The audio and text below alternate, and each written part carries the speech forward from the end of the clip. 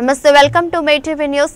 అక్రమంగా గంజాయి విక్రయిస్తున్న వ్యక్తిని అరెస్ట్ చేసి అతని వద్ద 270 గ్రాముల గంజాయిని స్వాధీనం చేసుకున్నట్లు ఎక్సైజ్ సీఐ నరేందర్ తెలిపారు. చిన్నశంకరంపేట మండలం కాజాపూర్ గ్రామంలోని కావేరి పరిశ్రమ వద్ద ఎక్సైజ్ అధికారులు దాడులు నిర్వహించారు.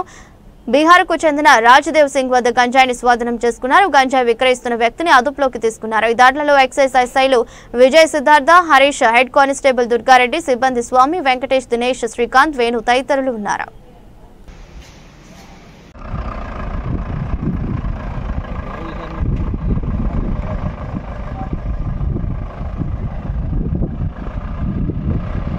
फोटो नहीं किस तरह गिरन कोड करना हूँ सार दिया था डीजल का अरे बेस्ट अक्यूज जो सांडा स्टाफ उड़ा गया अरे रोज रोज कुर्बान लेकर तैयार है तो पूर्ण का ना सीरियल लेमन जूस के इधर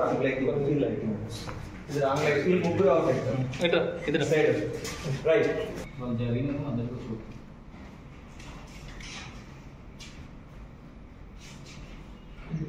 గుడ్ ఈవినింగ్. ఈరోజు కావేరీ స్టీల్ ఫ్యాక్టరీలో అక్కడున్న లేబర్ కాలనీ రూమ్స్లలో సెర్చ్ చేయగా ఒక గదిలో రాజ్దేవ్ సింగ్ అనే బీహార్కు చెందిన వ్యక్తి వద్ద 272 గ్రామ్స్ గాంజాయి లభ్యమైంది. అట్టి వ్యక్తి మీద కేసు నమోదు చేసి అట్టి వ్యక్తిని అదుపులోకి తీసుకోవడం జరిగింది. ఇట్టి వ్యక్తి పైన ఎటువంటి కేసులు మా వద్ద అయితే లేదు. ఇది ఈ గాంజాయి అనేది వ్యక్తిగతంగా హానికరమైనది కాక సమాజానికి కూడా ఎంతో నష్టం చేకూర్చున్న విషయం.